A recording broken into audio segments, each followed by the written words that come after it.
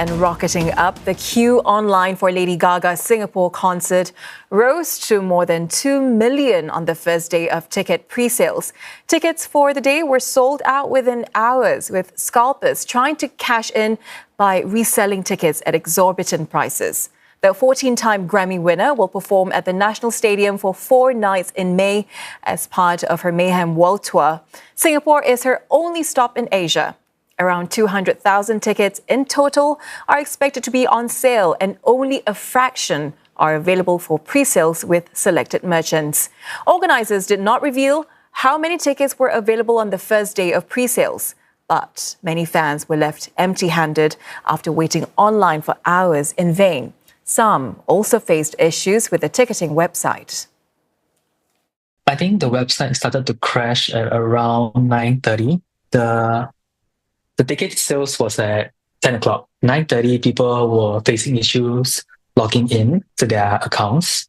From then on, it's just chaos. People cannot refresh their page. People got kicked out of their queue. So a lot of things happening.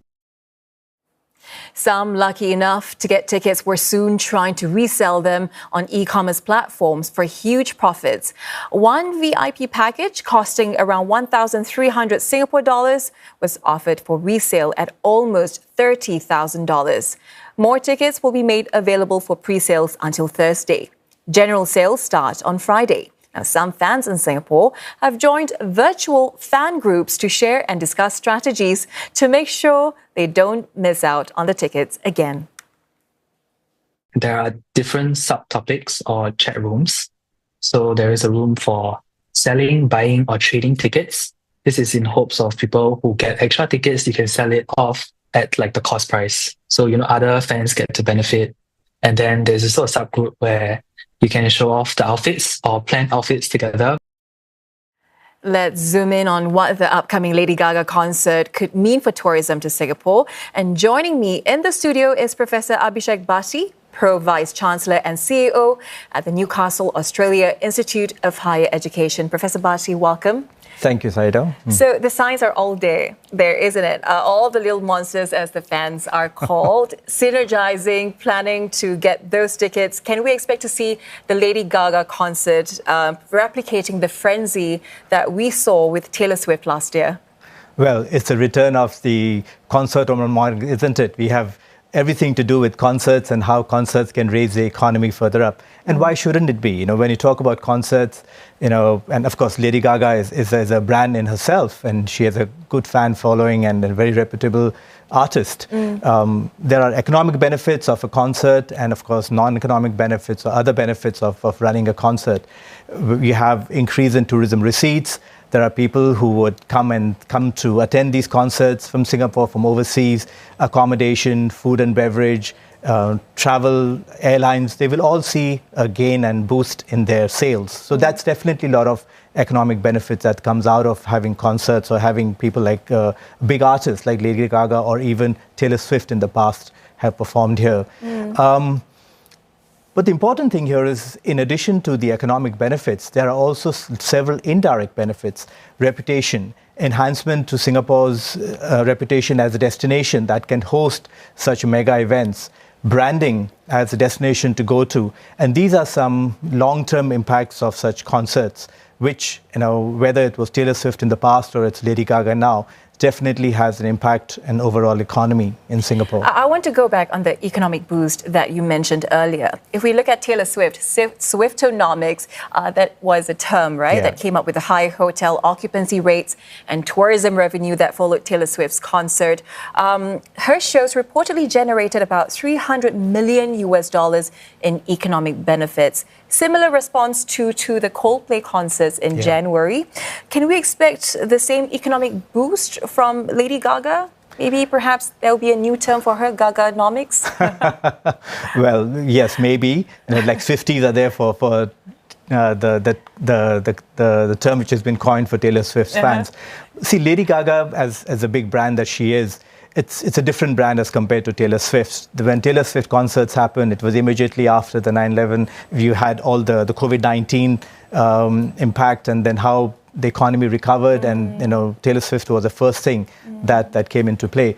Lady Gaga has a different following. It's mostly, let's say, millennials who are part of Lady Gaga's fan following, and they like to have certain type of entertainment, which is not as mass, not as deeper as compared to Taylor Swift. So I think, yes, there would be impact, positive impact on overall Singapore economy, but not to the tune of what happened last year, but definitely positive.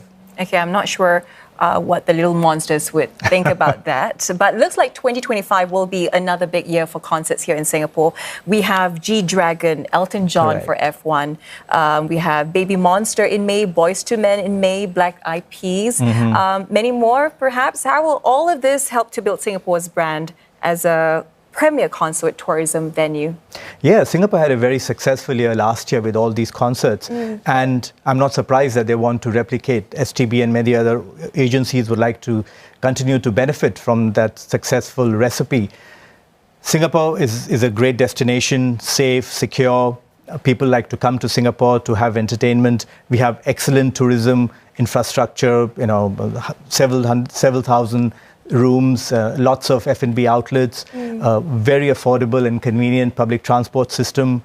And we also have a lot of world-class event venues. We have the National Stadium, we have the Indoor Stadium, Expo, and the several others which can stage such mega events.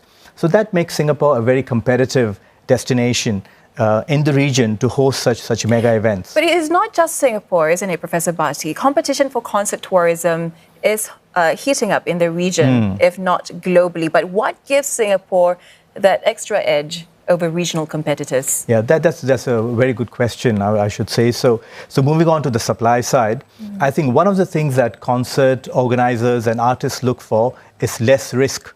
And Singapore's stable political situation, predictable regulations, that reduces the risk to any artist or any organization or event company which wants to have such type of events in Singapore. So that's a big plus. We also have an excellent track record. We have been hosting Formula One so successfully. It's a jewel in the Formula One circuit, around the globe. Many other mega events, sporting events and other entertainment events have been hosted in Singapore. So we have done these things extremely well in the past. So these things help in building that overall reputation of Singapore that makes it difficult to replicate in the region. And that's probably the reason why most artists will pick Singapore over other destinations. But very quickly, Professor Bhati, are there limits to what concert tourism can bring to a country like Singapore? Very, very good question again, and a good point again, because while we have the economic benefits of concert tourism or concertonomics, it's about how much is enough, and whether we look at concerts which are looking at only foreign artists or regional artists, or can we also promote, local cultural events and move away from, let's say, just commercialization. How can we also look into focus on quality rather than quantity, because if we have too many of such artists coming on a regular basis, then it may impact our capacity and to host such events on a regular interval, and that might impede overall customer or consumer experience. And see, we must not forget that Singapore is a value destination. People come here looking for high value, good experience, and that's what we must deliver in all our tourist experiences. And so it's quality that should always remain, at the top of our minds, and whoever is delivering it. So even if we go as concerts as a way to prop up the economy and to have some immediate gains, it's looking into wider area of events and activities that can help maintain Singapore's competitiveness. There's been a slew of sporting events in Singapore, which are, again, it's events. It's a different form of entertainment. So it's, diversifying the risk as well, and also attracting different segments. So it's quality over quantity, isn't it? And these are some things for us to ponder upon as we move forward. Professor Bhati, thank you so much for coming and to speak with us tonight. Professor Abhishek Bhati from the Newcastle, Australia Institute of Higher Education. Thank you.